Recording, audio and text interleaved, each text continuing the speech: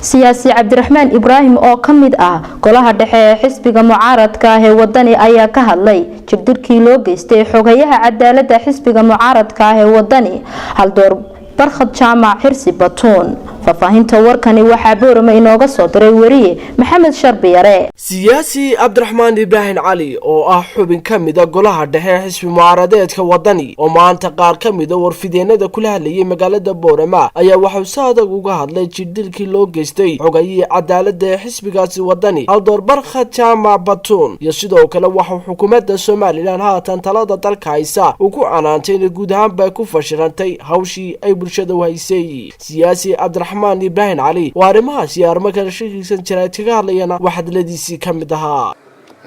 waxaan halkan ka cambaaraynayaa dilkii qorshaysnaa loo geystay xogayaha cadaaladda xisbiga wadani mudane Barkhad xukuumadana waxaan ka codsanaynaa in ay dambiilayaasha cadaaladda horkeento oo cadaaladda horkeeno taas waa taa talabaad ka hadlaya waxay tahay xisbiga kulmiye oo ismaac siiyay oo taageero wahmiya ama aan jirin gobolada qaar ku been abuurtay xisbiga kulmiye Soomaaliland oo dhan marka la eego lixda gobol ee Soomaaliland ismaaciil gobol kaga taageero badiyay xisbiga wadani sababtu waxa weeye xisbiga oo halka laga tijaabiyo cadaaladii ku sameeyay iyo sidii uu la dhaqmay ayaantii uu duurka cadaalad ka qaaday uu xirxiray xisbiga kulmiye oo halka u yaala oo uu kaga soo talagalaa ma jiro gobolka awdo markuu taakiri waayay inuu dadkii barnaamij midaysan u leeyimaado ayaa wuxuu isku dayay xisbiga kulmiye inuu qabaayil u kala qaybiyo dadkii bulshadii ku dhaqneed gobolka awdo bulshada ku dhaqan waa bulsho xadaarad boqolaal sano soo jirtay ma hadda qabaayil ku kala qaybsamaya maalmaha soo socda ayaa cadeyn doonta gobolka awdal halka uu taageersay taasina waa taa maalintii dawladda uftiga baxay miisaanka lahaa ee hogaamiyaha xisbiga iyo musharaxiinta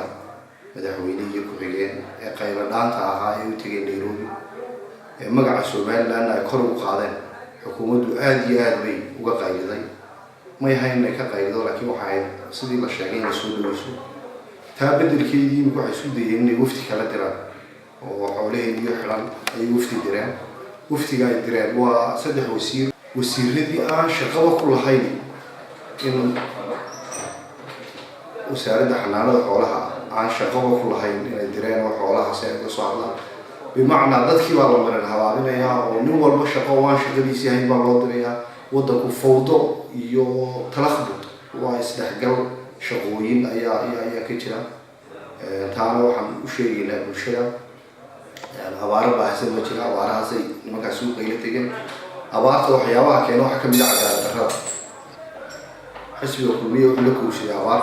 bulshada lagu tusayaa inuu yahay xisbiga cadaalad darrada ومحمد حسن سماشد برسومالي نيوز مقالة بورما.